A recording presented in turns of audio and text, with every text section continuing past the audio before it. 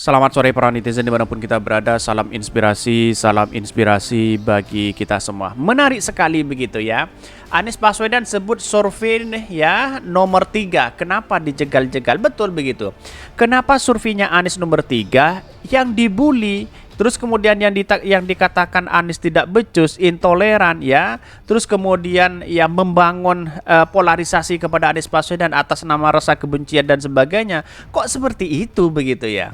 Jadi artinya apa? Kalau sudah nomor urutan 3 ngapain masih memikirkan itu begitu kan? Jangan-jangan surveinya adalah Anies Baswedan menang begitu kan? Ya kenapa kok dibully begitu kan? Mungkin bisik-bisikannya, wah ini Anies Baswedan menang ternyata. Mari kita bully kan?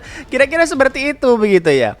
Jadi artinya apa? Artinya gagal total ya ketika pemikiran-pemikiran hari ini. Padahal surveinya Anies Baswedan urutan ketiga begitu.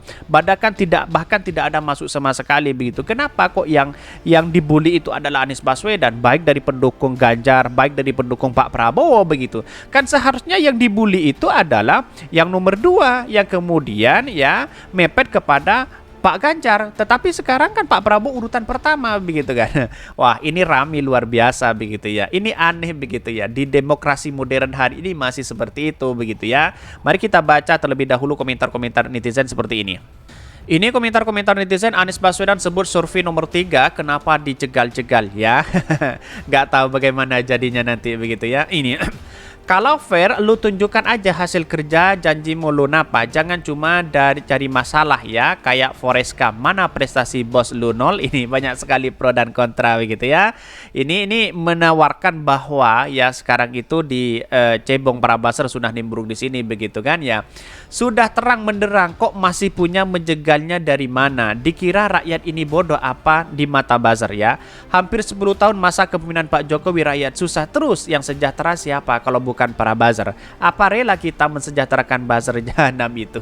Inilah komentar-komentar netizen, ini menarik begitu. Jadi artinya begini, saya memberikan edukasi, polarisasi itu tidak perlu kita bangun ya.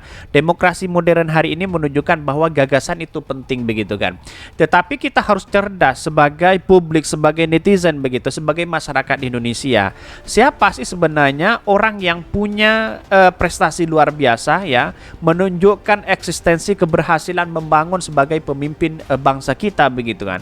Apalagi ya kalau dihitung-hitungkan ya, dengan adanya Ganjar, Prabowo, Anies Baswedan, siapa yang punya prestasi luar biasa? Silahkan Anda pilih begitu kan. Kan begitu logika kita begitu. Jadi artinya apa? Artinya Anies Baswedan lah yang kita membawa perubahan ya, bagaimana bangsa kita ya sejahtera, kira-kira seperti itu begitu kan. Bahkan ini fakta ya dibalik berusaha ditutupi lembaga survei bayaran.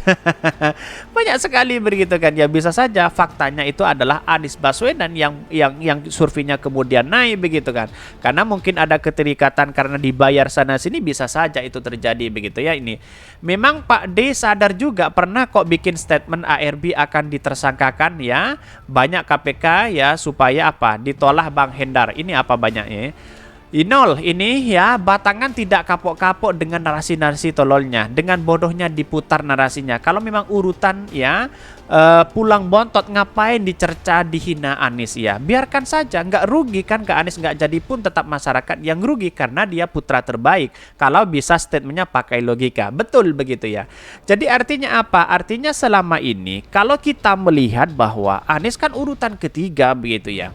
Bahkan dalam survei Anies tidak ada begitu. Ngapain kita masih memperhitungkan Anies Baswedan yang jelas-jelas di survei urutan ketiga? Kan begitu logika kita begitu. Seharusnya di urutan kedua inilah yang kemudian digembor di situ ya, cari narasi-narasi yang baik di situ, kan begitu logikanya begitu kan.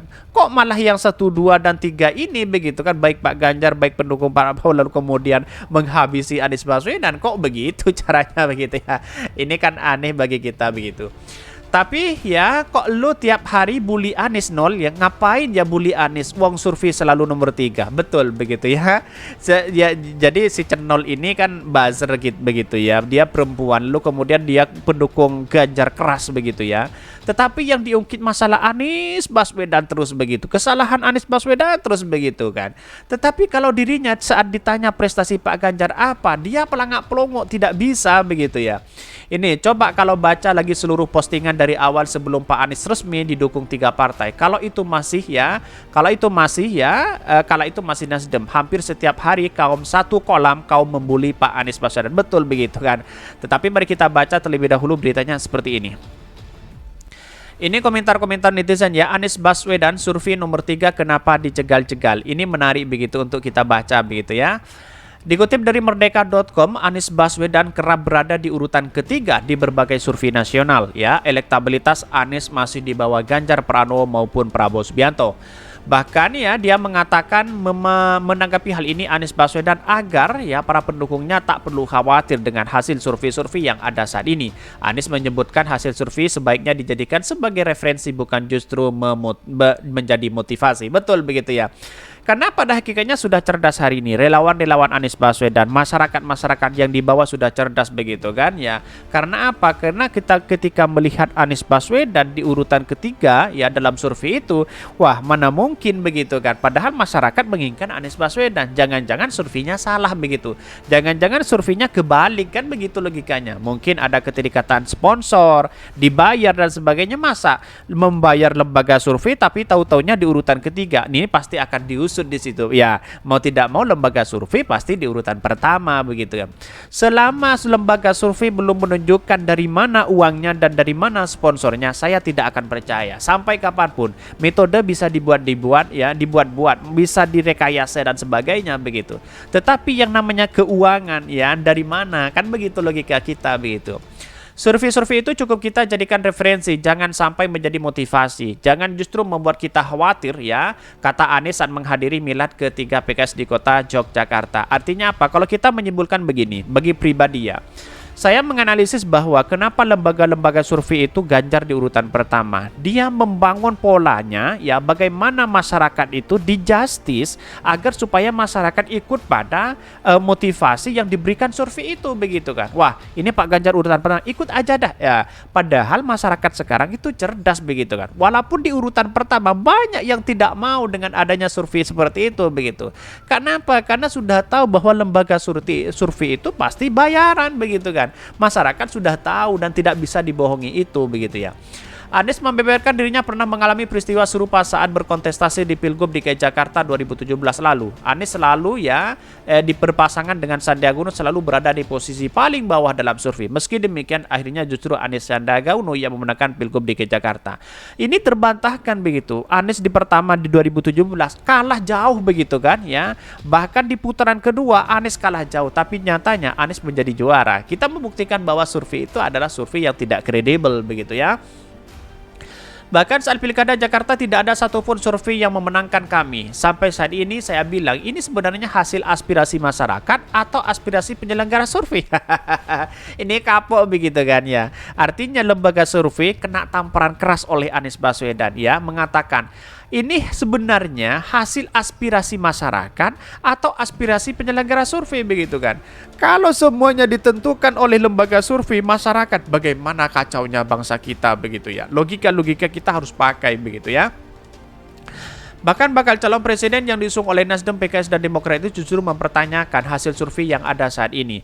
Anies selalu berada di survei nomor 3, mengatakan tidak banyak yang berupaya menjegal untuk maju. Ada yang tanya Pak Anies banyak yang dijegal-jegal. Mungkin yang dijegal-jegal itu sedang menyatakan survei aslinya. Kalau di survei nomor 3 kenapa harus dijegal? Mungkin yang dijegal-jegal itu tidak tahu hasil surveinya. Betul sekali begitu ya. Ini saya rasa ada kebalik begitu kan ya hasil survei mereka begitu. Tapi ini menarik untuk kita lakukan. Dan bahkan masyarakat harus cerdas menanggapi lembaga-lembaga survei seperti ini. Jangan terkecoh pada justice atau aspirasi penyelenggara survei aja. Kira-kira seperti itu. Mungkin itu yang kami sampaikan. Tonton terus channel Hodari Podcast Harian ini karena ada berita-berita menarik dan viral setiap harinya. Salam para netizen, salam inspirasi bagi kita semua. Jangan lupa di subscribe channel YouTube Hodari Podcast Rakyat ini.